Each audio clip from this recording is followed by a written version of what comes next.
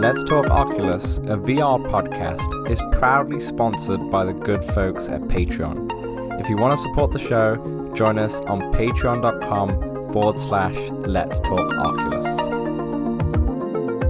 What's up, Oculus nerds? Welcome back to Let's Talk Oculus, episode 234. I'm your host as always. I'm Dan, joined by my co-host as always. It's Samson. How you doing, good fella? How you doing? Dan, summer has come, hit 80 degrees today, and also, what a fun episode number, 2, 3, 4. We're just counting over here. Yeah, we're just counting. That's exactly what we're doing. I was about to say close to my apartment number, but it's actually 337, so there's nothing near it. But for some reason, it sounded right. It sounded right. It's pretty different.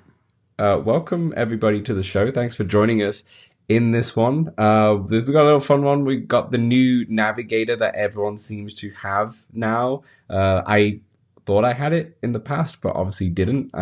So we've got the new Navigator, the new UI experience that we're going to talk about. There's a few demos that I've tried out. Samson's gone into a few things like flag games as well, which we'll talk about. Back in the synth as well. And then at the end, Samson just got a Switch 2, and we gotta talk about that really quickly just to see what's going on with this big slab. Maybe he's leaving VR. Maybe that's it. He's now all Nintendo. But wow, how expensive is a Nintendo though? Jiminy crickets! Right, when you factor in the games too, the games are so expensive, and the first party ones never drop in price as well. So I mean, you can probably maybe get it secondhand for like $20 less or something, but you're never. It's not a Steam sale. You got to get lucky. Like even at GameStop, the used ones are like $5 to $10 off tops. Yeah, it's nothing. It's absolutely nothing. That's why I still have, like, even though I don't really have a Switch, I still have some of the games that I had because I'm like, these just don't go down in value, so I might as well keep them just in case I ever want to get back into it again. They'll work on a Switch too. Yeah. Exactly. But anyway, enough Switch talk. We'll talk about that maybe at the end. Samson, fun little show. Before we get into it, little quick housekeeping, real quick. Housekeeping. We've got the Discord link down below. Definitely join that Discord. We had a few more people join recently as well, and just keep on coming in if you haven't already. One of them was even a bot, Dan, and thanks to the moderator Futureproof for getting rid of all those messages and the bot.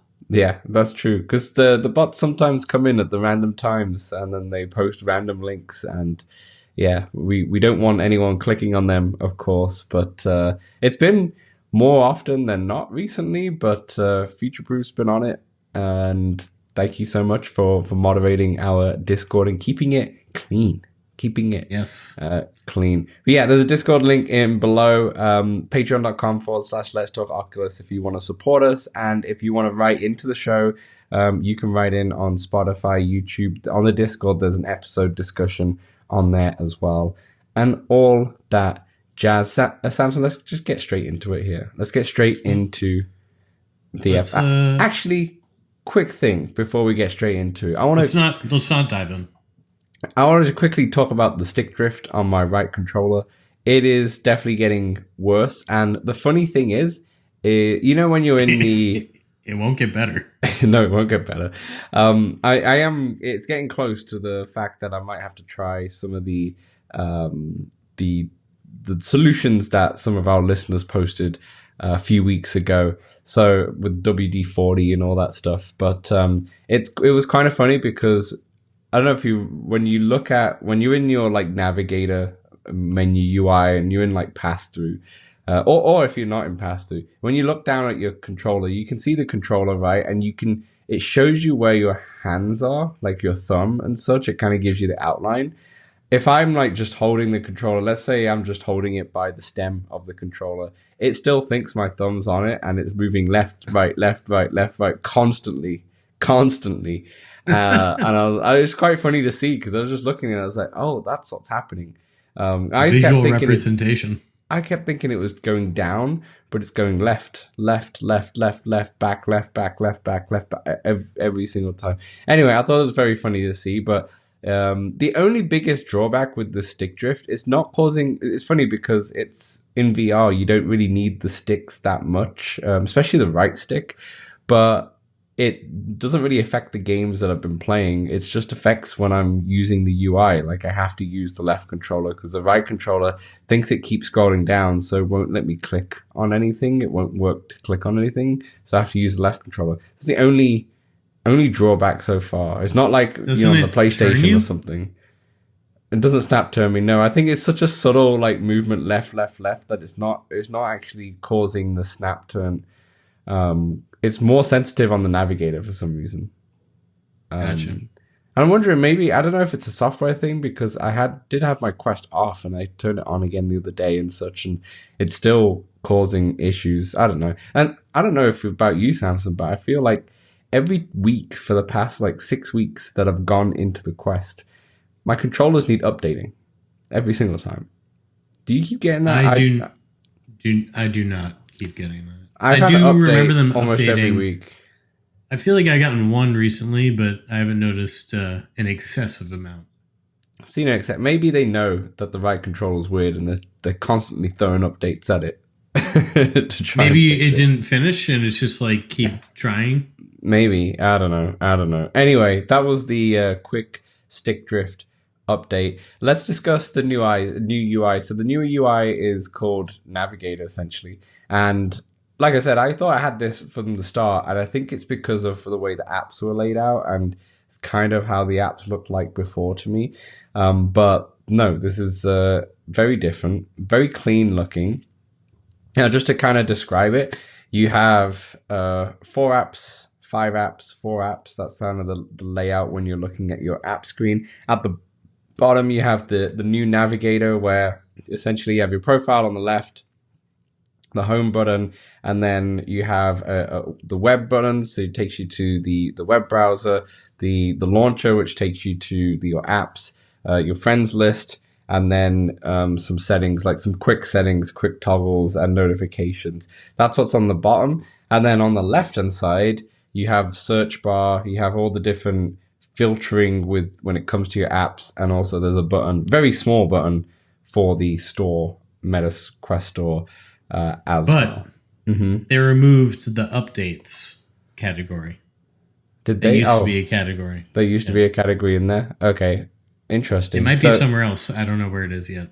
Yeah, and different things in terms of navigating. So I'll just go over it first, and then we'll talk about like our thoughts. When it comes to the app, if you want the app settings, like sometimes, I mean, this won't probably be a problem for most people, but if we need to change like the release channels, maybe you're on a beta or something like that, and you need to change it to the actual one, to get to the settings of the app, you do have to hold down on the app now. It's kind of a long press, like on your phone, rather than there actually being like a 3 dots and such like they used to be before when you hovered over the app. The app icons are much smaller now. They kind of look like, like on your like iPhone or Android or something like that. It's like that kind of app icons.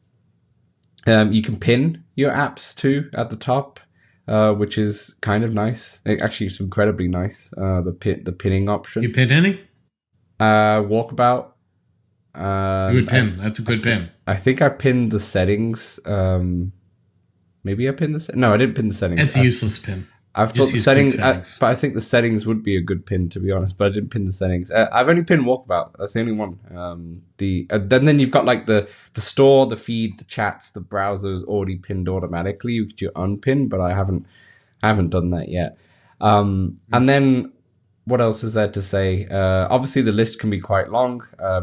You got the like on your phone, at least on the iPhone, you have the little dots at the bottom which signify how many pages you have. You have the same thing, but it's just on the right hand side as well. It feels like a lot like it's something that you want to touch rather than use your controllers, to be honest. But we'll get to that in a moment.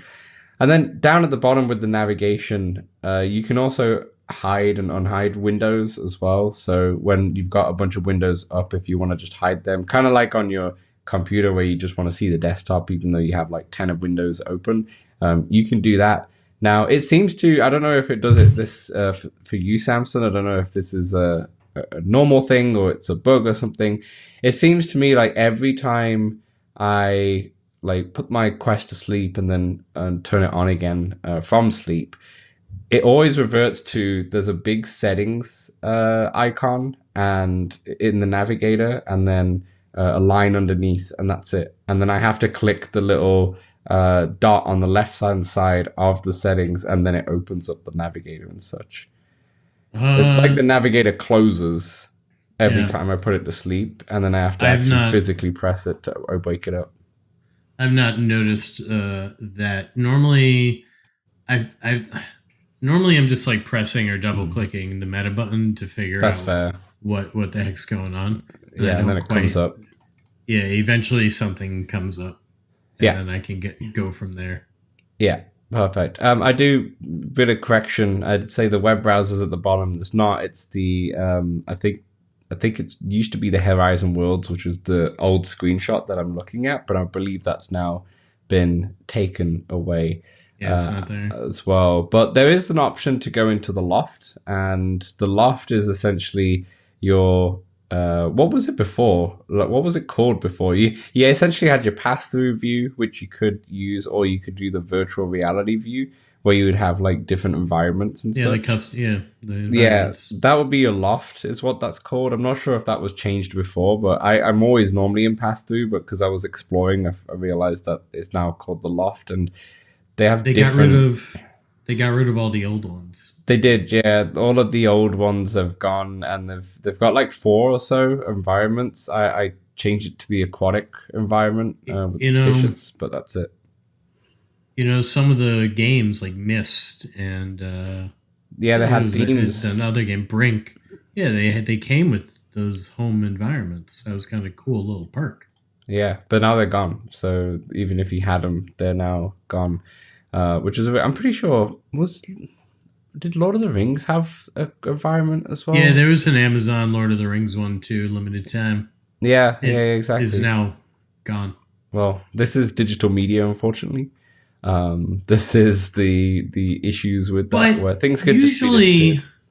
Usually with digital media that you already are in like semi-possession of, even if it gets like taken off the market, you can still use it because you have it. Yeah, I agree. Yeah, that's true. Usually. The notorious PT sort of game that was on PS4, which was basically like a Silent Hill demo, that got taken off the store, but anyone who still had it could still use it and such. I don't think you could download it again, but you could still use it. I remember PS4s going on eBay with PT installed. It was a whole big thing, but I don't think not many people care about that anymore. But yeah, that's essentially the Navigator. Let's just talk about our experience with it or thoughts. Obviously, Samson, we should just say, obviously, this is new to us, new to everyone. Sometimes when you have new navigation, things are in different places, the buttons, it can be a little frustrating. And sometimes that is just due to muscle memory and just need time with it. But anyway, tell me what your thoughts are. Yeah, off the cuff, I rarely get what I want to happen on my first try. But I just sort of open and close things haphazardly and eventually figure out which menu I want open. I can never remember the double click or the single click. Yeah. And I'm not a big Windows guy. Like, I don't have Windows around that I'm trying to... No. I'm not often multitasking. I use the Quest Optimizer, which frees up all the RAM, like closes everything in the background when you boot up a game anyway. So I don't really like that menu at all. I'm always just trying to open my games and get into a game. Yeah. That's it. Yeah. And it's just a little harder to get. Not that it's hard. And once I figured out how to quit a game, Dan, that sort of was a struggle. Oh, that took ages. Also. Yeah, that took me a while too. I was like, where is the button? I'm in this game forever. That was really frustrating me. But I found it. It's at the bottom, and the game icon, when you hover over that, you can quit the game from there. Or maybe you have to click on that. I don't know.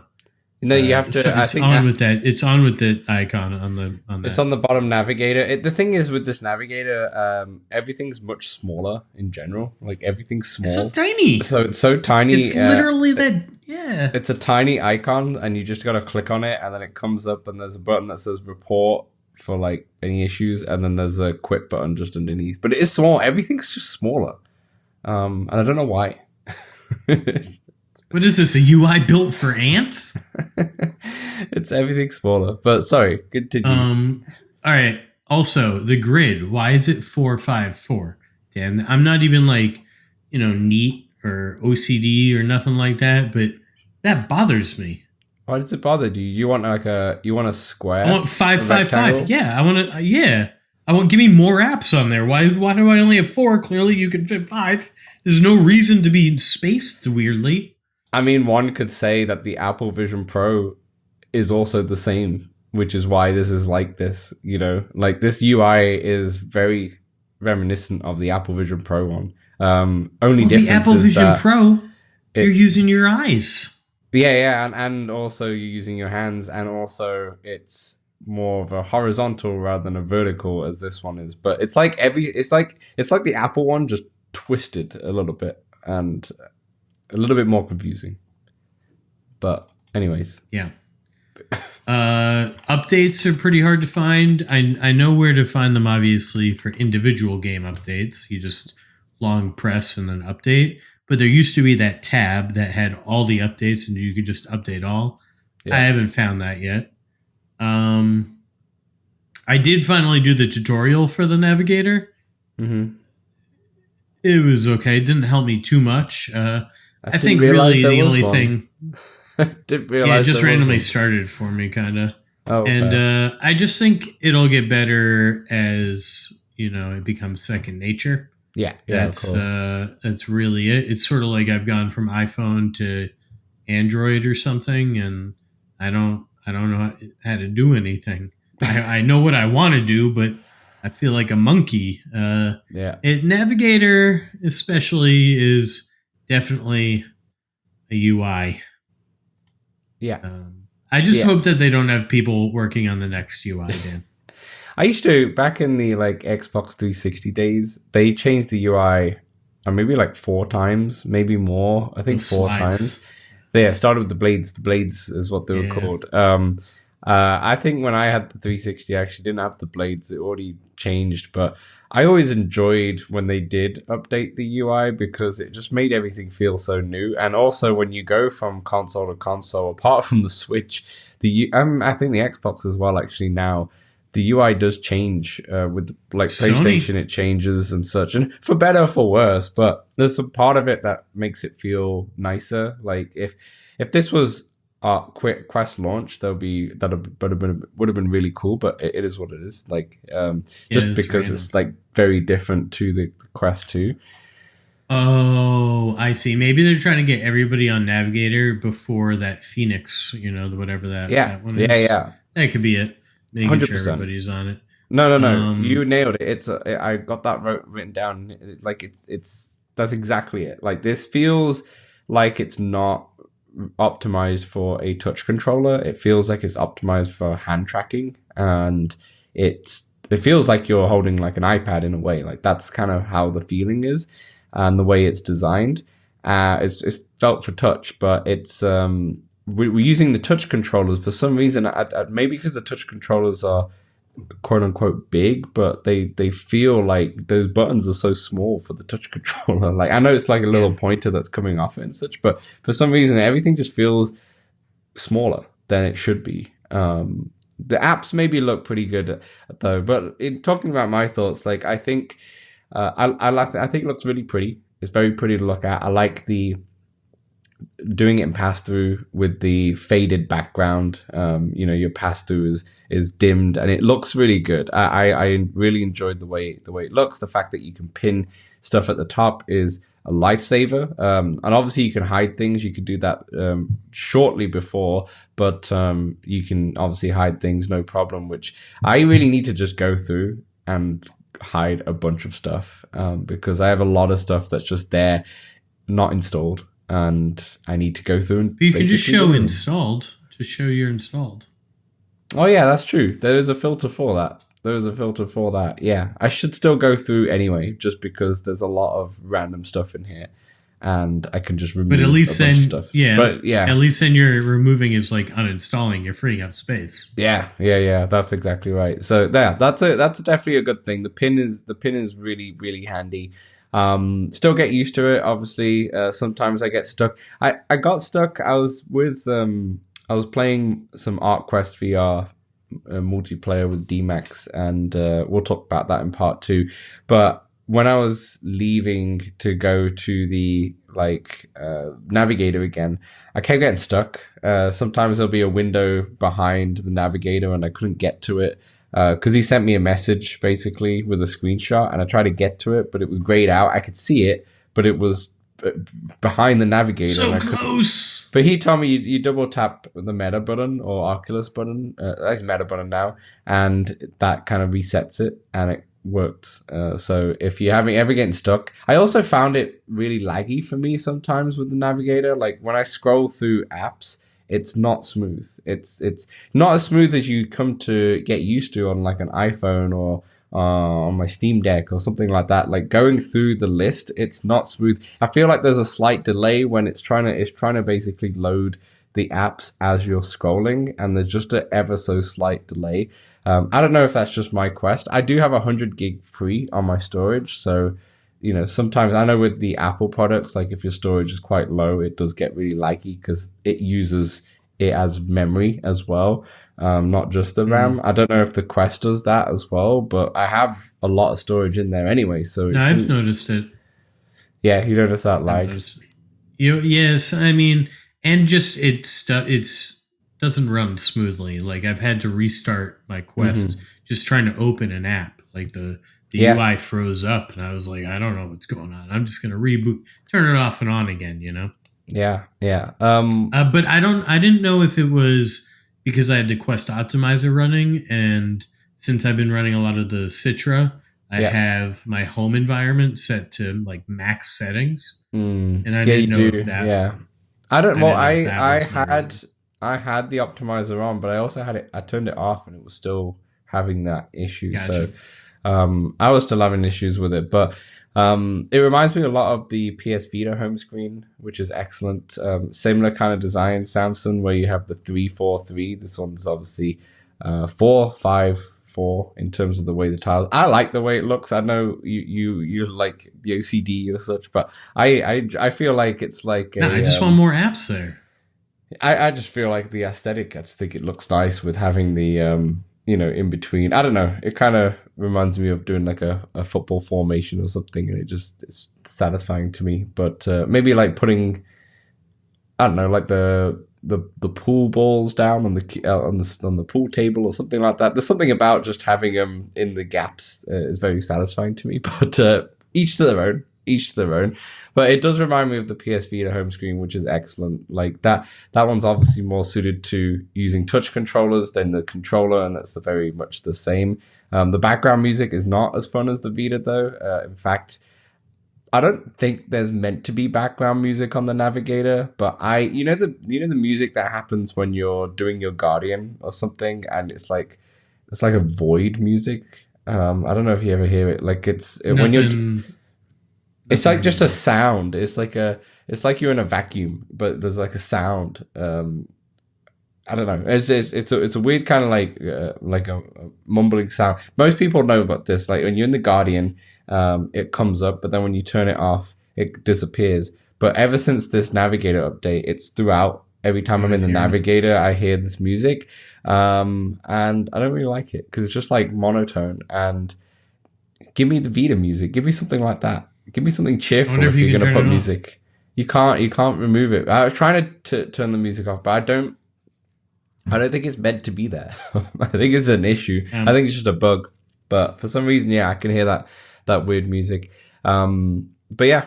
And then obviously, like I said, with the loft, I settled with the aquatic environment, which was fun, but I ended up going into pass-through anyway because, I left it immediately, Yeah. So overall, it's pretty. It's nice. There is just a few quirks, and it being a little bit laggy is kind of annoying at this stage for sure.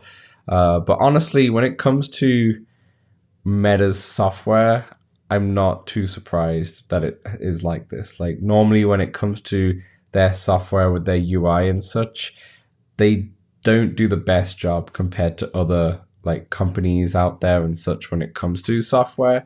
So it will get better. They always put updates out, and it will get better for sure.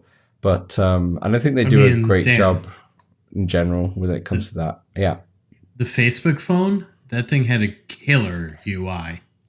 I didn't even know that was a thing. What is a Facebook phone? I don't actually know. I don't think it's a thing. Yeah, I think he just wanted to have a phone. See, now I'm Googling stuff and they don't even exist. What have you done? Yeah. Now I don't even know if this is a phone. Is this a phone? This is not a phone. It actually was. Like, there is a Facebook phone, actually. There's a CNET article saying, here's why the Facebook phone flopped. All right, so it was a thing. So you're right. You didn't make up anything. It wasn't just a made-up thing in my memory. No. Yeah. Anyways, but yeah, that's pretty much the new UI, to be honest. It's like I said, it's pretty to look at. It's just needs software improvements and just, I think, more so muscle memory. And you will definitely see this on the is it Phoenix? Did you say the new headset that's coming out? Yeah, I think that's the code name. Yeah, this will be ingrained into it, and it will be quite consistent. There's more of a testing ground now, the Quest for the Phoenix itself. But yeah, any other thoughts, Samson, on this?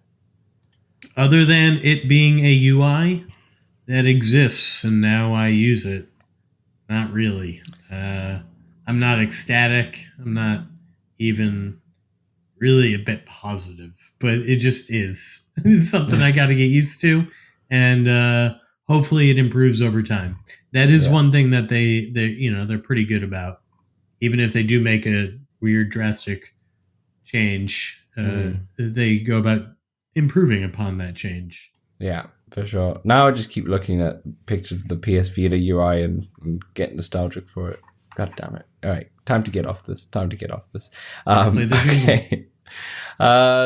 Next thing that I was dance demos. Yeah.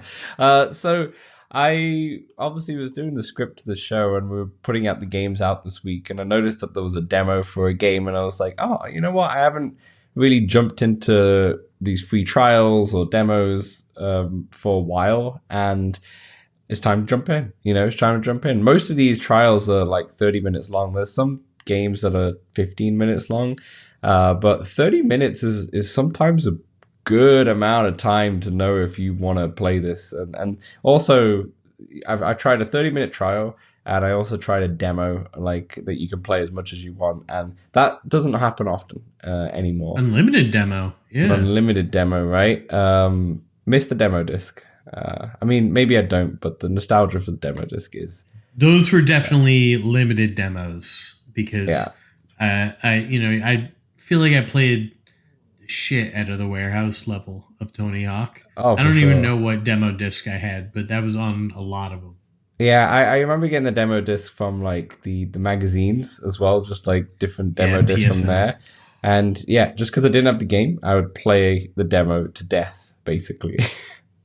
What were we going to say? You just reminded me. I subscribed to Game. Game Informer is back. It's back, baby. And I subscribed, and my first magazine came this week. No way. I actually never read that one, to be honest. Obviously, I know about it, but I never read this one. I think this was a big American one. It's very true. I used to be bigger into like the PSN or PS Magazine, PSM maybe. Yeah. But I did like my Game Informer here and there, and they're back, baby. Oh man, I really enjoyed it. Actually, see, when have they been back? Because I'm just looking on their website, and it seems like they've been covering a lot of new games, or have they been doing a lot of like digital ones rather than like print? They also they have print and a digital copy, a PDF. That makes sense. Interesting. I might have to look at that too. That's really fun. I love me some physical media, physical things, when it comes to this. Very cool. So yeah, get back to the demos. I played 2 demos that I just wanted to share. The first one is called, actually both of these games are very new. One game's coming out this week. One game came out last week, I think. It's on the new releases for sure. So the first one is Racket Pinball. And Samson, have you looked at this before? Have you seen what this is? Because this Racket Pinball. I think it's in my library, Dan. Oh, fair enough. This one's been out for a while, I think. It was on the new releases on the store, so I don't know if it's just been there. Maybe it was in early access. Yeah, maybe. So this one, very, very cool idea and concept. As you can probably think from the title, it's Racket Pinball. So you have various pinball machines. In fact, there's 4 in the trial at least, which is the full game, I believe, because it's just the trial. But there's 4 different types of pinball machines, and you go into the pinball machine. You're not just, this is not like a standard pinball. It's a VR one. You're in the pinball machine. You are the bumpers. You are the bumpers. You are the pinball machine. You are the bumpers. You're not the machine, but you're the bumpers. But so what you get is when you're in the machine, you, as the bumpers instead, you have, the default is shields. So there's like 2 shields which cover your fists basically. And I say shields, they're not really shields, but the way they're curved and such, they kind of look like shields. And the ball basically, the whole like pinball machine kind of has like gravity, which was where you are. So every time you hit the ball always comes back to you, just like an normal pinball machine, but the gravity is obviously horizontal because you're standing horizontal in it. And when it comes to using the shields on your fists, it does kind of feel like you're the bumpers, because there's very hard, it's very limited movement when you've got it on your fists. You can't really punch it because of the curvature, because there's like a line in the middle. So if you punch it, it's just going to go left and right. So you kind of want to swing at it with your arms and kind of act like bumpers in a way, like you're actually a bumper. Right. Yeah. So it kind of works. I found it very difficult to get much power like that, to be honest. And I'm not gonna lie, playing the first game, it was like in the pirate level, or pirate pinball machine. I was like, damn, I really wish these were actual rackets. It's called Racket Pinball. We should do actual rackets. Lo and behold, after my first game, went out to explore and realized you can switch them to rackets if you want to. Now, this actually makes the game really hard, because now you can get a lot of power, but the ball goes flying everywhere, and it's so hard to control when it comes back at you. So I actually found the rackets much more difficult than the actual shields. The shields is like, I wish you could have more power from them. The rackets, too much power. No in between there. I see. They do have 3 different colored shields, 3 different colored rackets, and they all have like different stats. So one has more power, one has less, and all that stuff. So maybe you need to experiment more with the other ones. But are you trying to get a high score? Yeah. So you can. There's different kind of game modes. One, you have like achievements in game rather than the quest achievements, so you can kind of try and go for those. But you can also just jump into a machine and just kind of play normal pinball kind of thing. Just rack up your scores, and you've got a high score when you go into the table with all the other users. But there's also like a campaign-ish, like a mission-based. There's like a mission-based tree. And essentially when you go into each one of these missions, so I don't know, there's like 10 or 15 per pinball machine. But basically you're just going into the same pinball machine. As far as I'm aware, maybe you can unlock more, but I'm not sure. I didn't have enough time on this trial. But you basically have objectives. So maybe the first one is like you have to rack up 30,000 points. I did a sci-fi one, which was you had to hit 3 of the like specific sci-fi targets somewhere on the pinball machine to advance to the next level and such. So it kind of just depends. They're just challenge modes basically is what the missions are. But Yeah, in terms of like the different arenas, they have 4 different ones. The pirate one, there's a sci-fi one, there's a Need for Speed one, which is not really licensed, but it's like that kind of aesthetic. And there's another one which I actually didn't try. Which Need for Speed, like underground, like a Need for Speed underground kind of vibe. But yeah, with the green car and everything. But it doesn't. I can't remember what the 4th one was because I didn't try that one. And it's okay. Like it's a really good idea. I think it just needs a little tightened up. I think the actual maps, as they might look nice in terms of like the art style and all that stuff, but there's not enough going on. Like you get a lot of adrenaline and dopamine hits when you're on a normal pinball machine and think the ball's going everywhere, and you get all these like stuff lighting up and all these sounds that happen when you're hitting scores and all that stuff. The fun things when it comes to pinball.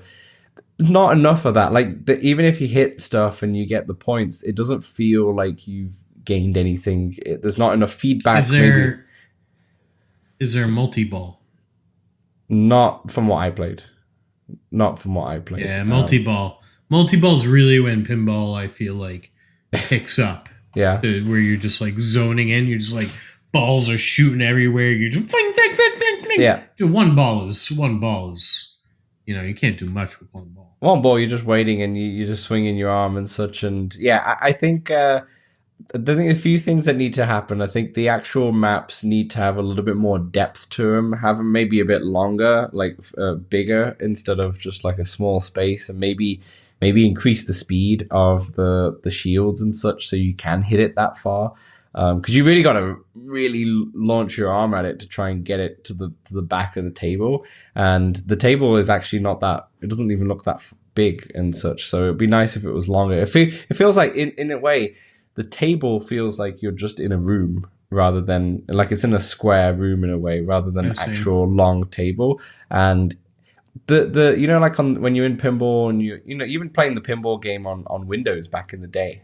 In fact, I'm not sure if that still exists, but back in the day, just all the light up, the space light ups and the scores, the high scores beeping and the balls maybe going into something and then it just stays in there while it racks up points. And the bumpers. Then bumps off. Yeah, bumpers as well. Like it has a lot more going on. And I think this is a cool idea, but it just needs a lot more, to be honest. And yeah. That's the biggest thing for me. There are more elements that happen, like when I'm playing the sci-fi, not the Need for Speed one. When you hit something or you hit a few targets, like a helicopter, like a police helicopter starts flying around, so you got to try and hit that, and you get more points and such. So there are more elements that do end up coming in, but it feels a little bit empty. There's a lot of stuff going on when you're in the menus, like the different modes, the achievements, the way you can change your different types of controllers and all that. But the actual core gameplay just needs a bit more. So that's Racket Pinball. If anybody is at all interested, it's got the 30-minute trial. 30-minute trial. The next one, which is coming out this week, is called Just One Man. This is a demo. Yeah. Just one man, Dan. Just one man. Just me. This one's fun. It's like an endless version of Tiger Blade. So essentially, you're pretty much stationary, and it feels like a fitness game in a way. Just a fun, like not meant to be a fitness game, but will get your heart rate up big time. But you're stationary, and you basically have waves of enemies coming at you.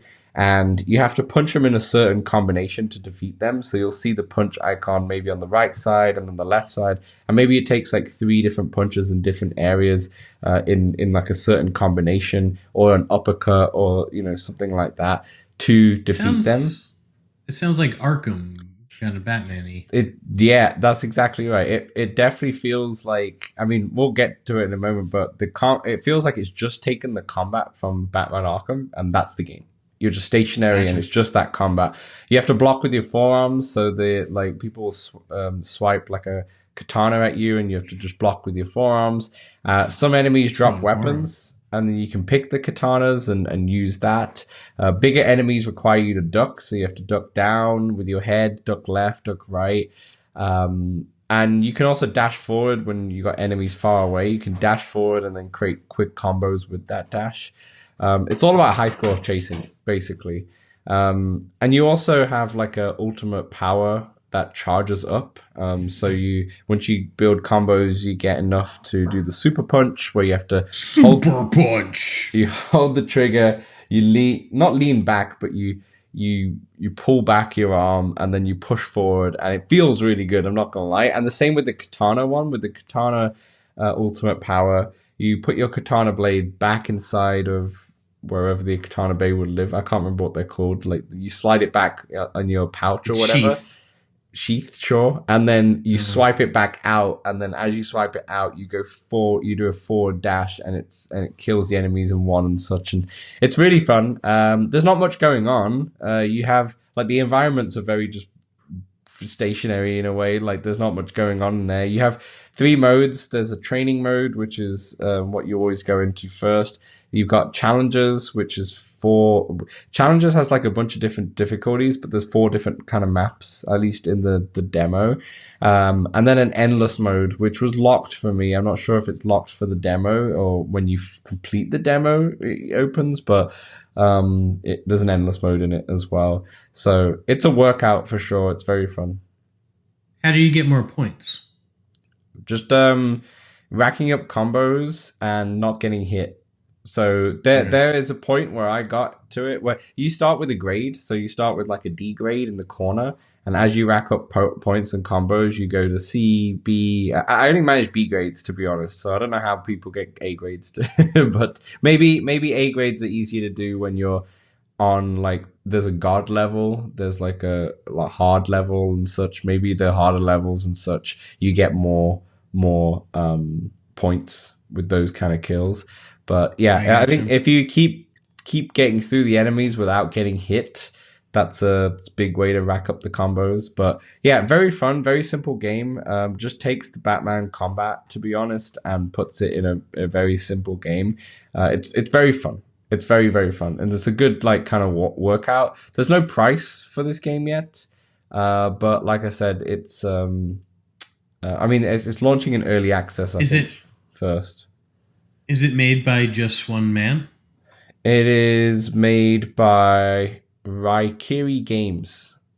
And with Raikiri Games, it is, let me just see. It says we started, so I think there's more than one person. There you go. All right.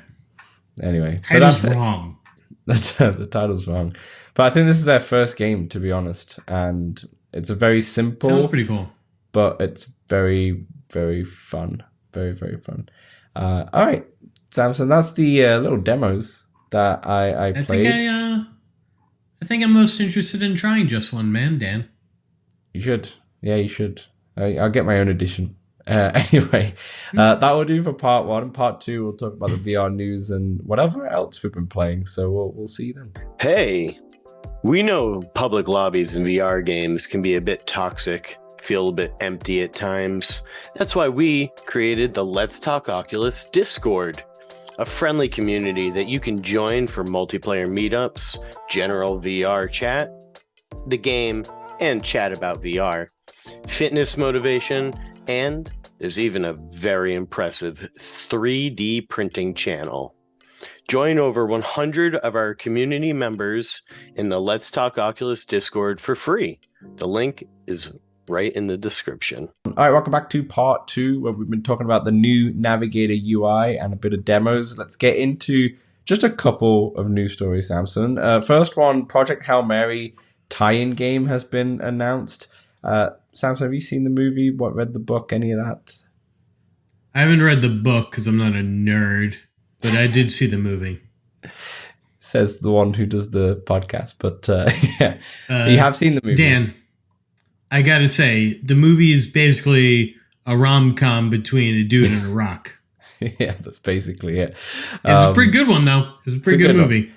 I hear the book is basically the movie, just with way more science. So really, I don't think the book's there was in the movie itself. They did throw in a lot of science, but you kind of didn't need to worry about it. It kind of went so fast that you didn't need to worry about it. It went over the head, but yeah, it's they showed us a small clip, and it's going to be with the folks at Maze Theory, who are a very renowned VR developers now. We've got a few games from Maze Theory, but they are also working with Andy Weir, who created the book and also created The Martian, and I think that might be it, but I don't know.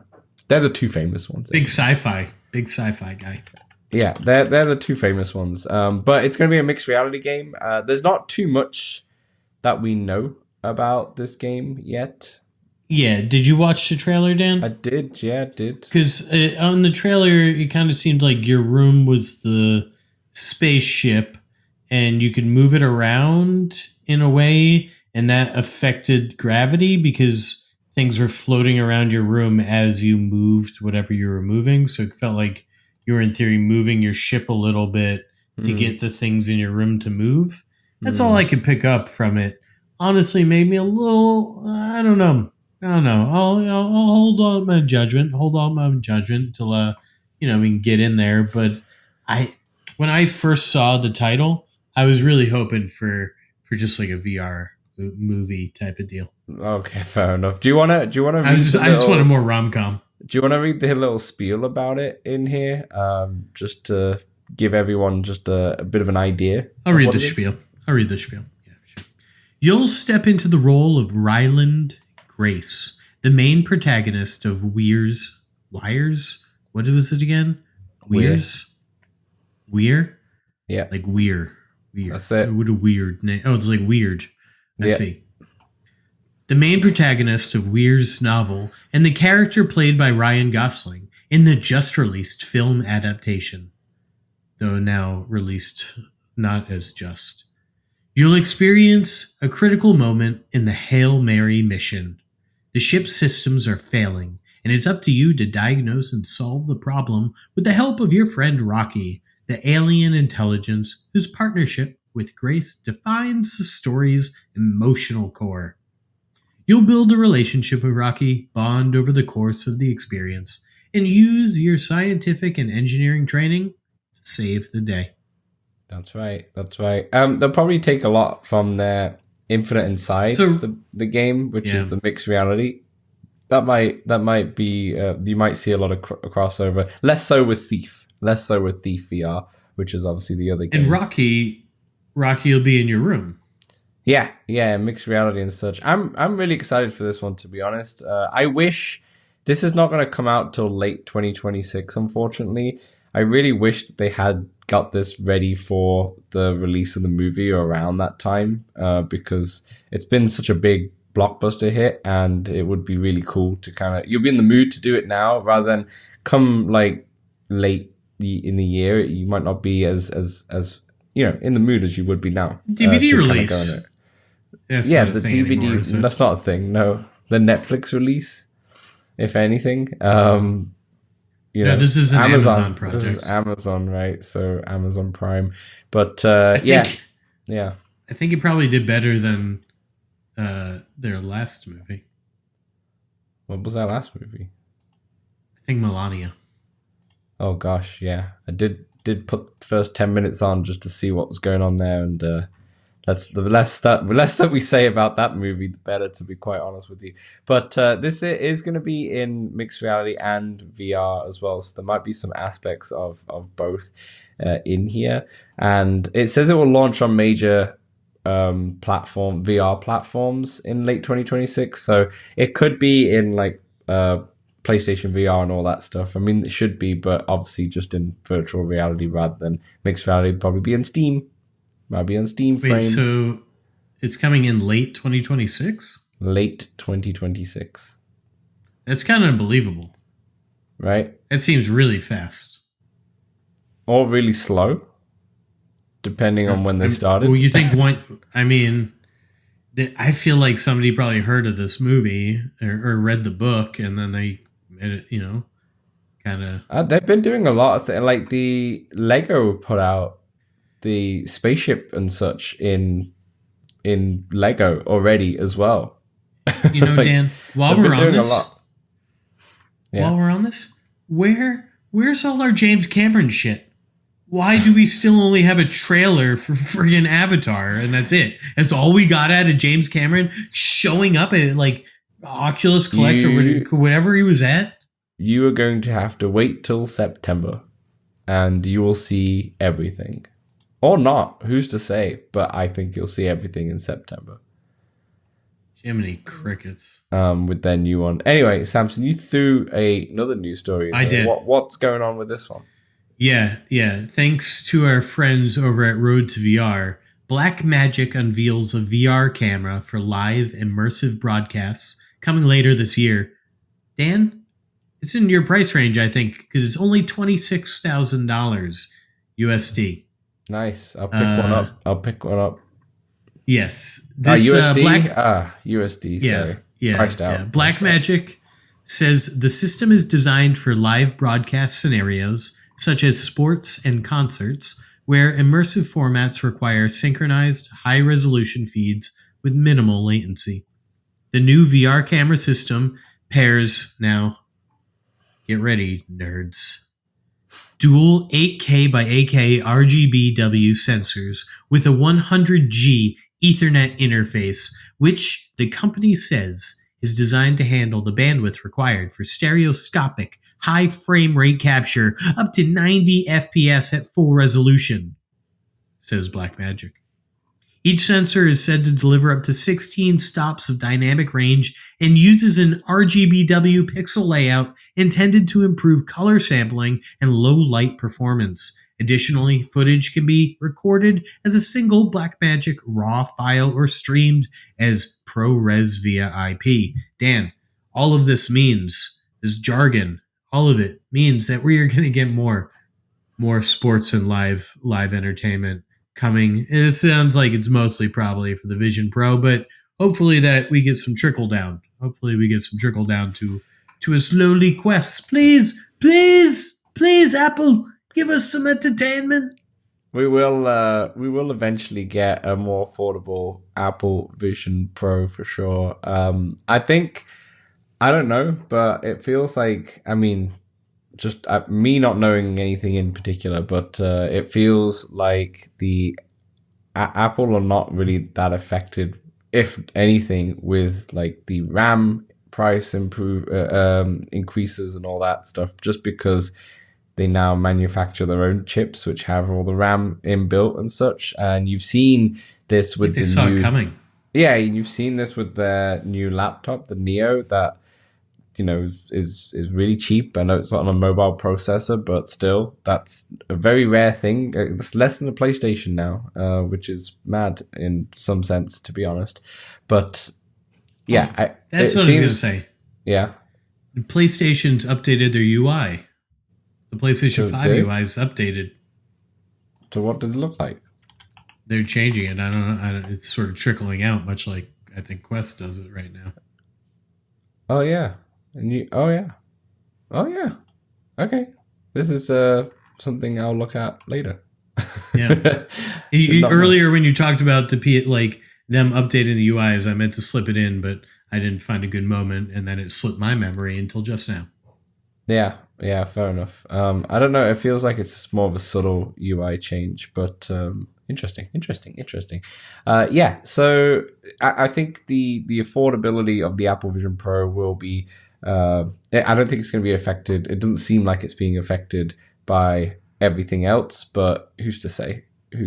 I will say also, Dan, I think I saw this article tweeted out by Bradley, Sadly's Bradley, and he said that this camera model, though still $26K, is lower in price than the other model. So, at least it's going down. Yeah, I mean, I'm really interested to see how much Meta's Phoenix is going to be, because I feel like that might be a little bit crazy for what they wanted to do. And same with Steam, like with their Steam machine and the Steam frame and the Steam controller, like there's a part of me that seems like that might not even come out this year at this point, to be honest. Controller aside, maybe they put out the controller regardless eventually. I don't think so. But yeah, I feel like they'd want to put it out at the same time. And I don't know, it feels like it's not going to come this year because of how messed up everything is becoming. But anyway, we shall wait and see. What we've been playing, Samson, I want to jump in first here. And take a dive. Aside from those demos, I've been playing. I played recently ArtQuestVR with D-Max. So shout out to D-Max. He was kind enough to not only gift me the game, but also walk me through it as well. What a guy. And we spent a good hour or so just going through different galleries, talking about some of our favorite art. And even though we were in the full release, I guess maybe it's like an early access release, and there's like a multiplayer bug right now as a time of recording where I sometimes don't see what he sees, essentially, where he'll describe the painting and be like, "Oh, this painting's amazing," and I'll look at it and be like, "I don't know what you're talking about," because it's a completely different. It's a different. It's just a different painting. But some of them, sometimes it worked, sometimes it didn't. Yeah, and sometimes the painting is in the same room, but not in the same spot. That's it. That's right. But the dev is right on it, and it looks like he's pretty much getting a fix for that for the new build that's going to come out. So it's coming. It's coming. But ArtQuestVR is so on. Oh, yeah, Dan. Did you see the sculpt? Did you only have paintings, or did you see the sculpture? And all I did not have a chance to go to the sculptures because that was in the alpha, and the multiplayer wasn't working in the alpha at the time. Gotcha. So we just went to the normal one, which doesn't have the sculptures. However, your actual avatars are technically sculptures, which is cool. Yes, they are. Out of all the sculptures, we both picked the same avatar, which is quite funny. But it was really cool. There's so many art pieces in there, and I love how you can also go through the actual museums. There's all these big museums, like the Louvre, for example, in Paris, or the National Gallery in the UK, and London, all that stuff. To set expectations, you're not actually going through the museums. You're going through the museum's galleries of art. You're going through the art. Yeah. There's just the rooms. You can actually configure the rooms a little bit, but yeah, you're going through and you're seeing the art. Now, the cool thing about it is that the art, if you press the trigger on the art and you kind of focuses your view on it, it loads, and it takes a second, but then it loads in such high quality that, we're looking at the Mona Lisa, for example. Once you go really close to it, you can see all of the wear and tear strokes of it, and you can see the stroke. The Van Gogh is really good for that because you can see all the strokes. But yeah, you can see all the wear and tear of it, which is really cool. And there's it looks like a bullet hole or a cigarette butt at the bottom, a part of the Mona Lisa as well. Oh. So you didn't take any flash photography, right? No, I did not.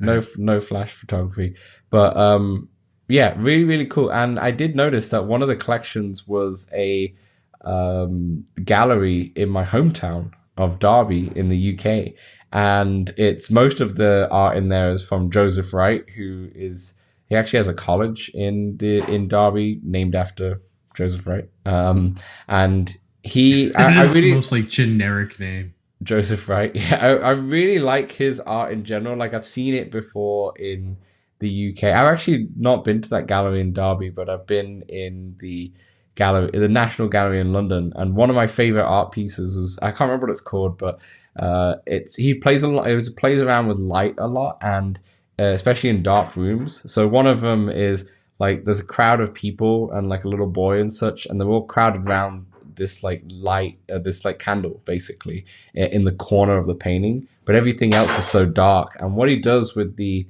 light, it's really impressive because it looks photorealistic, and he does that with a lot of his paintings. Cool. You can go see that in the app in ArtQuestVR. It really, really, really cool. Resolution is really impressive. I know the developer's actually upping the resolution to make it even better. And yeah, it's really nice and really cool to go see all these art pieces without needing to leave your house. And it's one of the coolest parts of a VR headset. It's these experiences, not just the games, it's other stuff. And this is the other stuff that we mentioned.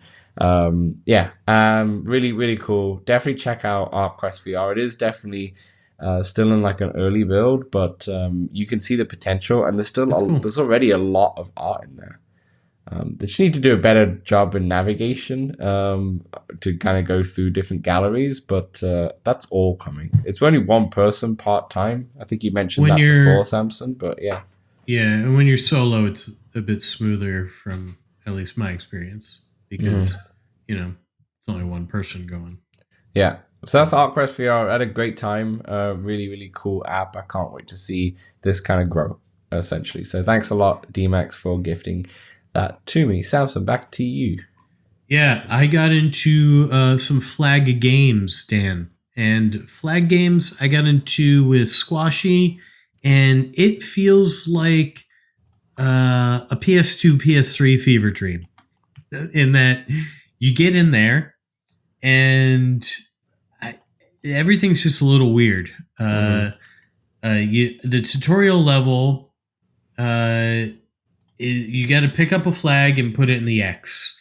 And it kind of is loosey-goosey with explaining things. And then the next flag, you pick it up, but there's a gun there. So you pick up the gun, and an enemy is there, and you shoot the enemy, and then you put the flag in. And the next one is an automatic weapon, and you pick that up, and you pick up the flag, and there's boatloads of enemies. And I died like 3 times doing this before I finally if you press A and grab and throw yourself like knock, you can just jump like insanely high. And it's sort of like a slow-mo almost, but then you just unload on them all with the automatic weapon. But I accidentally put the 3rd flag in the spot for the 2nd flag, and I was unable to finish the tutorial the first time I did it. So if you're out there, you'll soft lock yourself. Yeah. Second time through, I put that flag where it was supposed to go. Nice. How's you can... Oh, sorry, gone. Yeah. Yeah. So the environments feel so far like a bunch of random assets that are just like there's boatloads of them. And environments are like pretty large for no real reason, it seems, because if you go too far exploring, like it wants you to explore a little bit to find these red orbs. Don't know what they do really. Another reason it kind of feels like a PS2 game because it's just like things in it that I'm not quite sure what they do, but I'm just like, I think I want this. But if you explore too far, you just die in the environment. There's like almost like invisible kill walls, if you will. Yeah. But you can climb anything. You can launch yourself like by jumping. Really, so movement is pretty cool and fluid and pretty unique outside of it also being a knock. But from outside of this dev, the movement is pretty unique. The enemies are red and mostly rectangular, but also in human form. The rectangular / pyramid ones, the shape ones, if you will, are generally easier to kill. They're, the grunt enemies, and the human ones are a bit more challenging. I don't know. We didn't really play on hard, so I don't know how challenging it gets. We would die here and there, but we never lost all our lives. We never got 3 stars. So each level is you get a score and a star, 1, 2, or 3 stars. We always got 1 star. I assume it goes by speed and number of deaths. So maybe we went too slow and died too many times, but honestly, I don't know that I care enough to go in and like try to 3-star these. Yeah, fair enough. I guess what do you get anything if you get a better star? Well, do you get, I don't know. I wonder if you about unlocked that. more things or anything. But I think if you unlock things by just doing the levels and exploring them more, like you'll find guns throughout the levels and then you can just switch to them. And that's a pretty unique part of the game. It's the gun skins. I think some of them were designed by the developer of Vertigo 2, Zach Brown. Nice. The one gun, there's like a wall of grayed out guns in maybe the lobby. Also, friendly fire exists. And sometimes you'll just spawn inside the other person and accidentally punch them or punch, them, or you get punched, So that did happen a couple times, but Anyway, the one gun, this yellow gun, and it was ginormous, Dan. It was like NBA Jam, big head mode, big, comically big, right? Like you're holding this big yellow gun. It doesn't really fit your hand. You're just like, and it was cool looking, and the gun sounds are pretty cool. Shotgun, I think, was one of my favorites, and reloading is pretty cool. But so the pistols, you can just you get like a ammo thing that just sort of hovers in front of you, and you could just jam your pistol on it to reload it, or you could grab it and put it in your pistol. I thought that was pretty cool. Is it relatively easy to kind of get the hang of? Or yeah, I think so. Squashy said he didn't really like the shooting like the angle of the pistol. Those things I don't really think of too much. I just sort of like figure out where it's shooting and then don't really look at my hand too much, like at that shooting angle.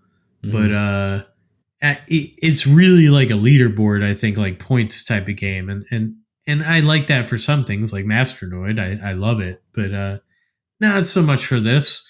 And honestly, I feel like the shooting and all that and the guns felt better in Wrath. Like, I feel like if you're looking for just a pure first-person shooter game and you want something new, you go Wrath. But if you want multiplayer, I guess this one probably your speed. I'd say, I think it's a $20 game. I got it for $15 in the pre-order sale. I don't think I give it a recommend at $20. Quite honestly, Dan, it's really a sale game, and really at that point, only if you're like sold on this multiplayer leaderboard. I am getting in after this podcast tonight. Whilst you've been give talking, it a little bit more. I've been looking at the gameplay. I've just been watching a random, like someone put a live stream up on it. And I can see what you mean. Like the environments look massive, and they look like they're just random kind of deserts with like random just Control C, Control V. Like there's a damn like load of craters. There's cranes. There's just open space. It's kind of random. Does it feel good to play though? Like in terms of the gameplay? The moving around is all kind of fun. I feel like I got lost because it's sort of like very abstract where you're going. But there are like green zones that you've got to get through. So there is like semi a flow, but there are a few times where I felt like I was like, I don't really know where I'm going, but Squashy was able to figure it out. So you're sort of going through this level, you're getting to a flag, and then you're getting out of the level. Got it. Nice. Very good. Very good. This looks like a game also that could just get better over time once there's a bit more like community behind it and such. As we hope. Keep an eye on the flag games. Very cool. What else? You had one more that you wanted to discuss. Oh, yeah. Big one here. The headliner. It's in the title. Might not be in the title. I don't come up with the titles. But SynthRiders. SynthRiders is Dua Lipa's greatest hits. Dan, I like some Dua Lipa. Like, don't get me wrong. Like, here and there, there's a couple of good hits. I'm not gonna lie. I didn't quite realize how much I like Dua Lipa until I played this. So what can you expect, Dan, from SynthRiders themselves? Choreographed maps designed for flow, style, and precision. A vibrant, high-energy experience driven by music and timing. Perfect for players of all skill levels, casual riders to high-score chasers. That's me. Dan, the song list. Everybody's been dying to know. I know. Yeah, I'm waiting. Sorry, I'm burying it here. Levitating. Physical. Don't Start Now. Houdini. Future Nostalgia. Hallucinate. And These Walls. Dan, I didn't even know a couple of these out. Like, I recognize the album art for the Levitating and the Physical and that one, but not the one for Houdini. And Dan, I gotta say, Houdini and Hallucinate, holy smokes, I was having a lot of fun. I'd never heard those songs before. I was singing them by the end, and I don't know who mapped these. Well, they usually release who the mappers are a bit after. Mm-hmm. They felt so like I was doing movements with my. And I did play on masters, so they do generally. The movements you're doing are a bit different. But I was doing movements in these that I'd never done in SynthRiders. I felt they felt good. Like I was just dancing and singing. And it was warm as all hell outside today. So I was playing outside. I was loving it. So yeah, Houdini, Dua Lipa, recommend. Hallucinate, recommend. If I had to rank them, my top 4, it would probably be Levitating number 1 because I knew that song and I was levitating, Dan. I was levitating. And then I got a little physical, but physical is not number 2. It went Levitating, Houdini, Hallucinate, then physical. Mm-hmm. But really, they're all pretty good, Dan. Nice. So Dua Lipa and Dua Lipa gets a recommend from me. Yeah. And thank you to those at Cluj for giving me access because I am a fan. Is there any special song in this for the? Or do they not do that anymore? I don't think they do that anymore, right? With the they do sometimes, but I didn't see there's one. There's no featured song or anything like that. No, like the I know what you're talking about. The immersive experience. Experience. Yeah. Experience immersion mode. Okay, fair enough. We'll see. Very, very, very, very cool.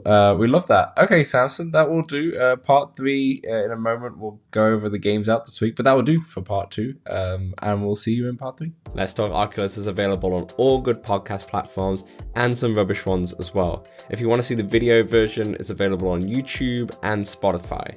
And also, if you love us so much, then consider throwing us $1 at patreon.com/Let's Talk Oculus. Back to the show. All right, welcome back to part 3 of LTO 234.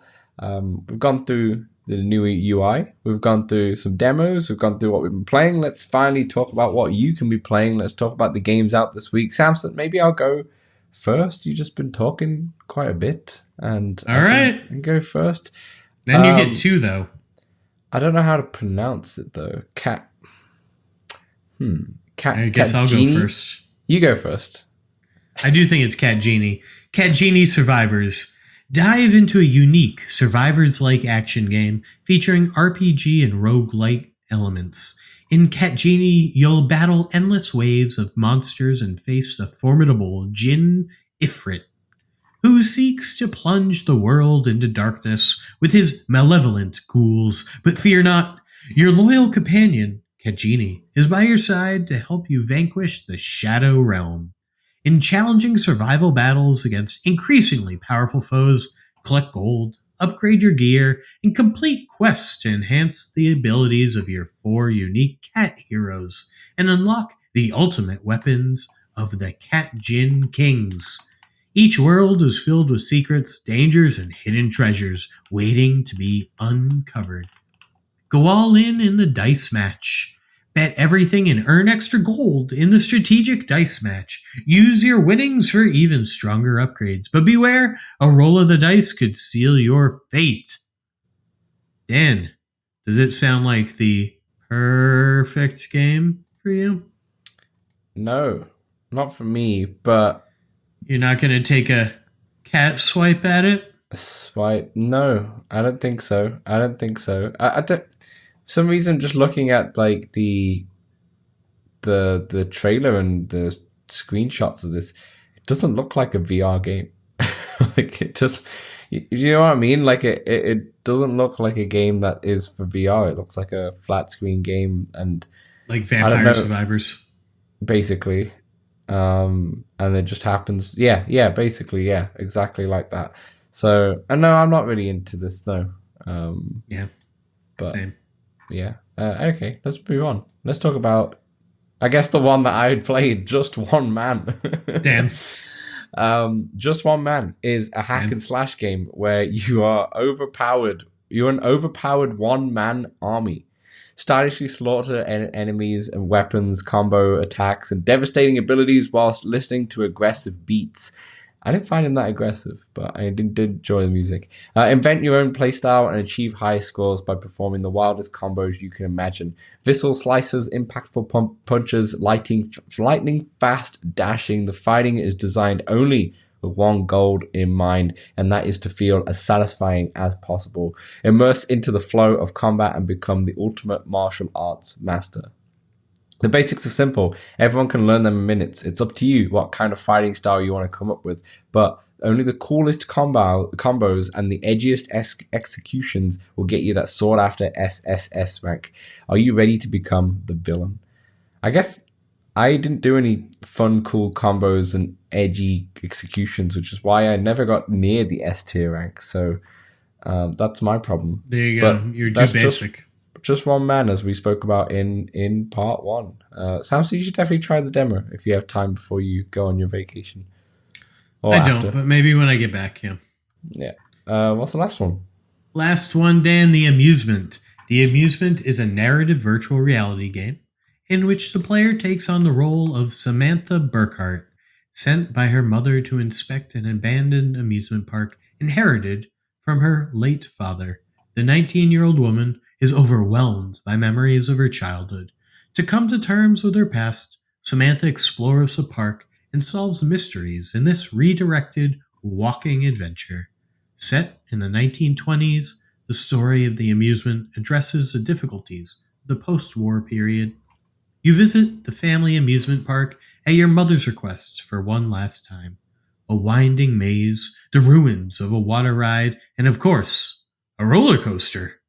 The park begins to reveal memories from your childhood, moments you'd almost forgotten, secrets your family never spoke about. The amusement offers a fully immersive experience based on redirected walking techniques. A standard 2x2 meter play space is all you need to walk around freely and explore the game's environments without controller-based movements. Players with smaller play spaces also have the option to explore the park with teleportation or smooth locomotion. Very, very. I actually didn't realize that this allowed for smaller play sessions. Actually, I was going to say I'd be interested in this. It looks really cool. It looks really good, but it's room scale, so it's not a game that I'll be able to play. Now that's just changed everything. Yeah. That's just changed everything. I'm curious with the reviews of this game, but it does. It does look interesting, let's just say. It's a narrative adventure, which is, sometimes those go well, sometimes they don't go well, but the ones that do go well are very memorable itself. So Dan, yeah. I tell you this, I see a yo-yo in the trailer, and I've been dying to yo-yo in VR. So you have? Is that? Yeah. Okay, interesting. There is a yo-yo in the trailer itself. But I'm going to be intrigued with the reviews here. I don't want to, if the puzzles are too hard or anything like that, maybe I'm just being a little baby here. But I'm interested. Too hard for you is pretty hard because you usually find puzzles easier than I do. I do, yes, I do. But I'm no Myst kind of puzzle adventure and such. But yeah, I'm very intrigued about this one. It's not a game that I will buy on launch. I'm just going to wait to see other reviews and such and kind of go from there. See what Mike thinks about it, because maybe he's been playing it for upload. I don't know. Probably. Or anyone else. Beauty. All right, that is all the VR talk. Samson, quickly before we end here, because we went a bit long here. Switch. You got your Switch? You bought a Switch too? Yeah. It's happened. Yeah, a little Switch too. It's got a little Pokopia, Pokopia. Little Pokopia. And a little Mario Kart. That's what I've mostly been playing. Nice.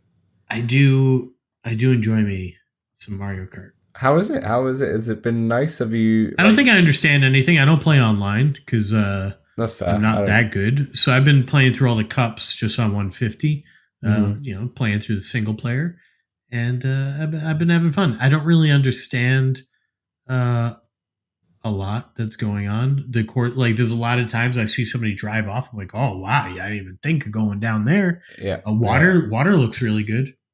Yeah, I mean, we played a bit in PAX. How is the Switch in general? Like, does it feel good to play? Is it obviously it's much bigger than the Switch 1, right?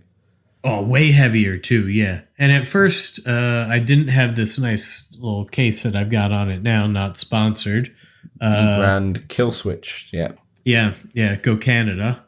But it was pretty uncomfortable, I felt, just playing without that. And, playing through a Mario Kart Cup, my hand was fatigued by the end. Like, I was like, all right, I'm very done. Flat. Like, that was enough, yeah. The Switch flat 1 also heavy. is very flat. You need something heavy. There. Yeah, that's fair. I do enjoy playing on the TV downstairs, though. It's got a little HDR, and everything looks. It looks better. Everything dock, looks real nice. I think that's the biggest thing that they did, right? Is the fact that the dock now like boosts the performance where it never did that before. I mean, it did. It was able to output better when it was in dock mode, but now it's like the actual dock has like things going on to boost the process rather than actual just because it's always on power essentially. Yeah. But I did run into issues because then I had my first Switch, which is now pretty much the kids, but it was still under my account. Mm-hmm. And then we went somewhere and she lost internet and she was like, none of the games are working. And that's when I really realized the effects of the virtual game cart. Yeah. So then what I did was I just created like a kid's account underneath mine and rebought her like a couple of games that were on sale under her account. So they're just there. So I don't have to deal with any of that.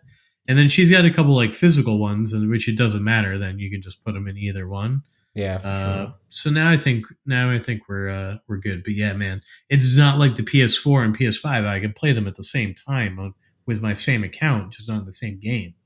Yeah, it's really cumbersome. I'm not gonna lie. The Nintendo really lock it down, and yeah, it's a weird time. The fact that like with even if you have the physical, I mean, if you have the game cart and such, it doesn't. Sometimes it needs validation. I noticed this actually just on the Steam Deck. Like if you're playing a game that's from EA, I need to sign into their launcher before and have it validate.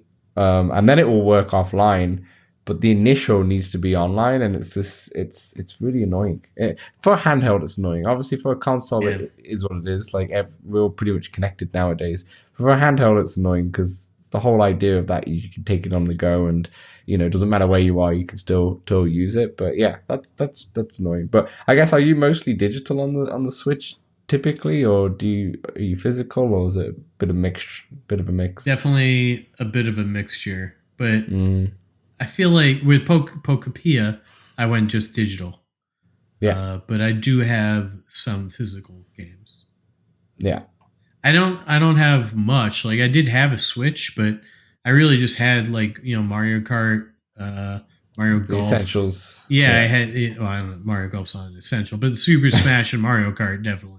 Yeah, that's fair enough. Yeah, so you're not gonna take it on vacation? It might be too soon. I don't think so, Dan. And yeah, I've got to let the listeners know. I don't think I'm gonna be able to take a Quest either because the situation of the world, a lot of baggage. And there was a time before the 2008 financial crisis where you wouldn't get charged for these bags. You won't get charged for a bag, no. And only recently, the international flights used to always include like a check-in bag, but it's only been, I think it's been since COVID, essentially since 2020. They now, every single airline charges for an international bag, which is bonkers.